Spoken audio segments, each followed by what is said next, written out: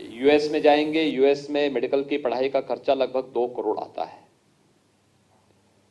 आप यूके में जाएंगे, लगभग यही खर्चा है।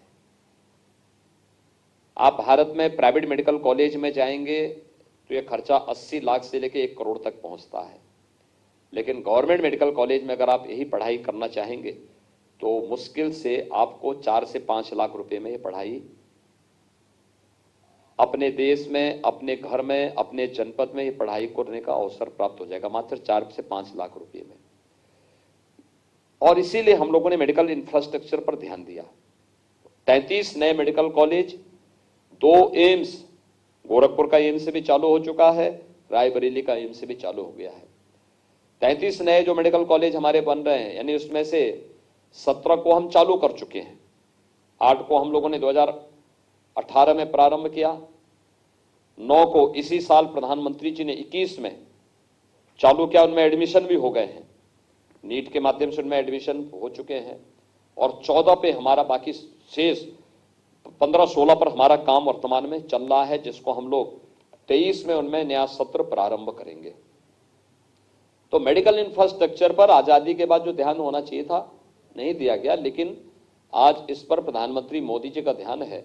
और आज हम उस स्थिति में पहुंचे हैं कि अगले 1 वर्ष के अंदर, 1-1.5 वर्ष के अंदर उत्तर प्रदेश में हर जनपद में एक मेडिकल कॉलेज होगा, हर जनपद में एक मेडिकल कॉलेज होगा।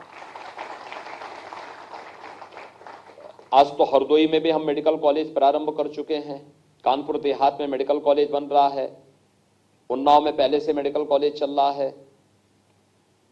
हर एक जनपद में, बहराइच में मेडिकल कॉलेज प्रारंभ हो चुका है, गोंडा में मेडिकल कॉलेज के निर्माण का कार्य हो रहा है, बलरामपुर में मेडिकल कॉलेज का निर्माण कार्य प्रारंभ हो चुका है, प्रतापगढ़ में इसी सत्र में प्रारंभ हुआ है। यानी हर जनपद में, आप पूर्वी उत्तर प्रदेश में देखेंगे तो गोरखपुर में पहले से मेडिकल कॉलेज था, एम्स प्रारंभ हो चुका है, देवरिया में नया मेडिकल कॉलेज बन रहा है, कुशीनगर में नया देवरिया का मेडिकल कॉलेज इस सत्र में प्रारंभ हो गया है, बस्ती में विगत वर्ष हम लोग प्रारंभ कर चुके हैं मेडिकल कॉलेज। ये सभी हर जनपद में कुछ ना कुछ नया मेडिकल इंफ्रास्ट्रक्चर बढ़ाने का, जिससे सीट्स बढ़े और यहाँ के बच्चों को मेडिकल की शिक्षा यहीं पर प्राप्त करने का अवसर प्राप्त हो सके और सस्ते में प्राप्त हो सके। ये एक प्रयास सरकार के स्तर पर प्रारंभ हुआ है और प्रधानमंत्री मोदी जी का विशेष इस पे ध्यान भी है। आप लोगों ने यहां पर रखी है, भारत सरकार उस पर पूरा चिंता व्यक्त कर रही है और भारत सरकार उस पर स्वयं भी चिंतन कर रही है, कैसे हम इन चीजों को आगे बढ़ा सकें। अब एमबीबीएस में फाइनल ईयर था, या जो 4th ईयर के थे या 3rd ईयर के हैं, 2nd ईयर में हैं, इनकी आगे की पढ़ाई कैसे जारी रखी जा सकती है, इस पर नेशनल मेडिकल काउंसिल भारत के अंदर बना हुआ है। जो पहले मेडिकल काउंसिल ऑफ इंडिया था, वही नेशनल मेडिकल काउंसिल के रूप में इसमें भारत में काम कर रहा है। सरकार का उसके साथ संवाद चल रहा है, बातचीत चल रही है, अलग अलग दौर की बातचीत चल रही है। और ये मान के चलिए, जो यहाँ पे अभी शिवेंद्र ने कहा कि मोदी है तो मुमकिन है, प्रधानमंत्री मोदी जी बच्चों के भविष्य के प्रति पहले आपकी सुरक्षा आवश्यक थी, सुरक्षित वापस करने की तैयारी।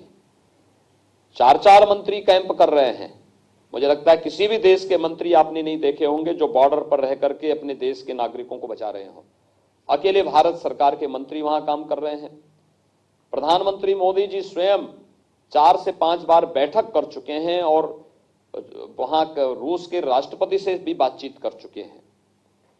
लगातार अगल बगल के देशों के साथ बातचीत करना, उनके साथ बातचीत करके सुरक्षित अपने नागरिकों निकाल करके सुरक्षित उनके घरों तक पहुंचाने के लिए जो कार्रवाई प्रारंभ हुई है, ये आप सबके सामने है।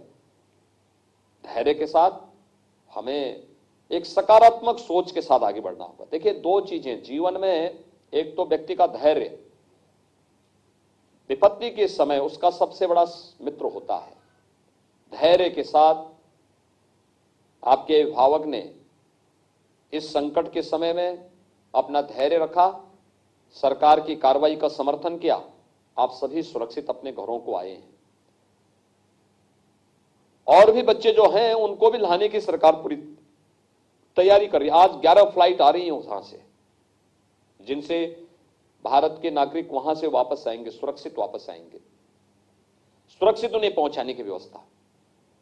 एक तो हमें संकट के समय धैर्य का परिचय देना, उन लोगों के बहकावे में नहीं आना चाहिए जो लोग अनावश्यक भड़काने का काम करते हैं और फिर किसी भी सफलता पर। आप एक डॉक्टर हैं, आप जब किसी ऑपरेशन को करेंगे तो ऑपरेशन के लिए एकाग्रता की आवश्यकता है ना।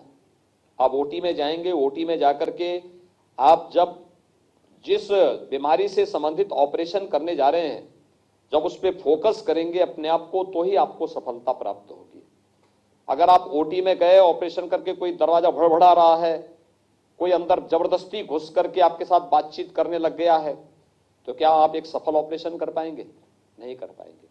ऐसे ही जब सरकार इस ऑपरेशन गंगा के तहत यूक्रेन से सुरक्षित अपने नागरिकों को लाने की तैयारी कर रही है, इस समय अगर कोई अनावश्यक राजनीति करके इस कार्य में व्यवधान पैदा करने का प्रयास करता है, तो मुझे लगता है कि इस पूरे ऑपरेशन को विफल करने की साजिश का वो हिस्सा होगा, क्योंकि वह सरकार के ध्यान को हटाना चाहता है। जो फोकस है, भी प्रधानमंत्री जी ने बैठक की, प्रधानमंत्री जी लगातार बातचीत कर रहे हैं, प्रधानमंत्री जी ने 4-4 मंत्रियों को कैंप कराया है, लगातार सभी एम्बेसी, सभी जितने भी हमारे अन्य दूतावास हैं, सभी लोग उस कार्य के साथ जुटे हुए हैं, सभी अधिकारी लगे हैं, सभी पूरी सरकार लगी है, केंद्र सरकार, राज्य सरकार, सभी लोग मिलकर इस कार्यक्रम को आगे बढ़ा रहे हैं। तो उन चीजों को हमें देखना चाहिए कि किस अच्छे ढंग से सरकार इस पूरे ऑपरेशन को आगे बढ़ा करके सफलतापूर्वक एक एक नागरिक के जीवन को बचाने की दिशा में प्रयास की है। एक अभिनंदनीय प्रयास है। हम सब प्रधानमंत्री मोदी जी का इसके प्रति आभार व्यक्त करते हैं। और दूसरा, फर्स्ट स्टेज में सुरक्षित वापस लाना है, सभी बच्चे सुरक्षित वापस आ जाएं, ये ध्यान सरकार का है। और फिर सेकंड फेज में आगे की आपकी फ्यूचर के बारे में आगे की प्लानिंग क्या होनी है। एनएमसी के साथ भारत सरकार और राज्य सरकार दोनों संवाद बनाए हुए हैं, तो सुरक्षित वापसी के बाद फिर इस प्रक्रिया को आगे बढ़ाएंगे।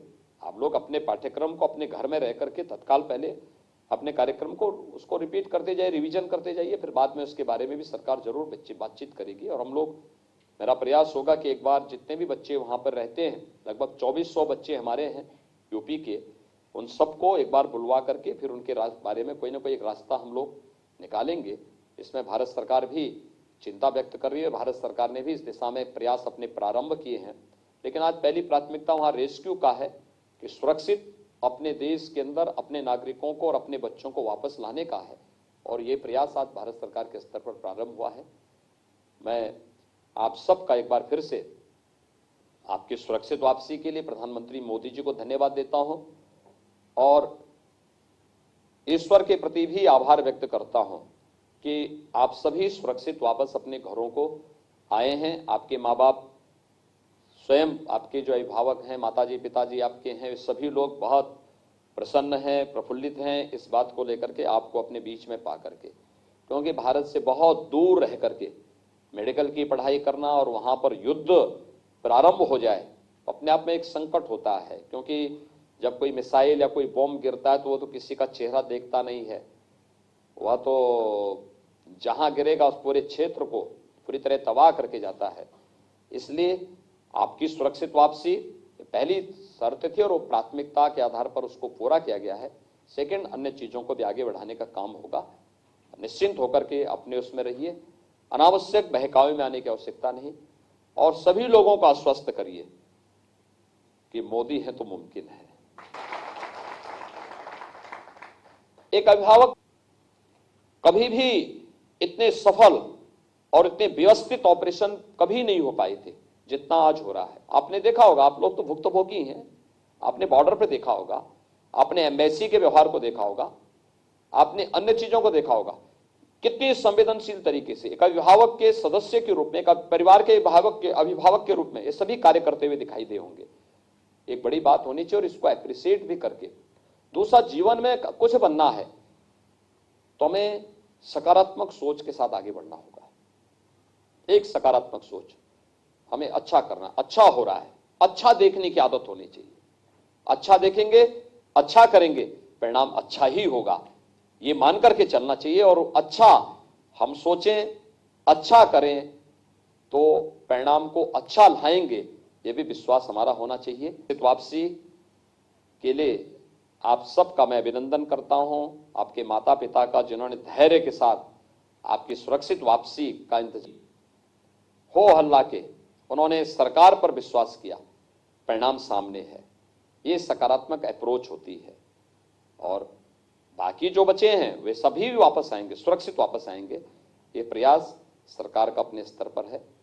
तो मैं आपका और आपके पूरे सभी अभिभावकों का भी हृदय से धन्यवाद देता हूं कि वे यहाँ पर आए हैं, क्योंकि मैं स्वयं भी रात्रि को कल आया हूं, तो मैंने इसीलिए एक दिन पहले कहा था कि भाई मैं एक बार उन सभी बच्चों से मिलना चाहूंगा। इतनी भी बड़ी संख्या थी, 1400 बच्चे आ गए हैं यूपी के।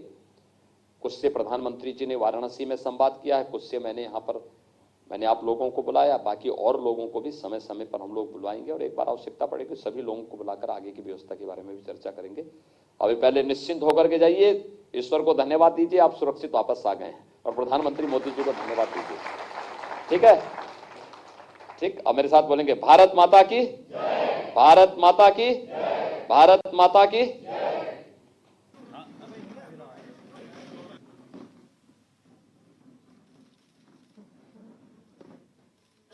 आप सीरियस खड़े हैं,